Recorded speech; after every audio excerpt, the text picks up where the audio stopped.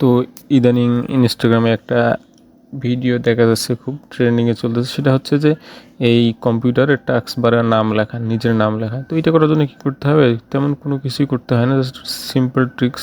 তো এখানে জাস্ট আপনি একটা ফোল্ডার বানিয়ে নেবেন আগে, ঠিক আছে? যে নামটা ওইখানে দিতে চান ওই নামে একটা ফোল্ডার বানিয়ে নেবেন। আমি বানিয়ে নিচ্ছি নাম দিয়ে।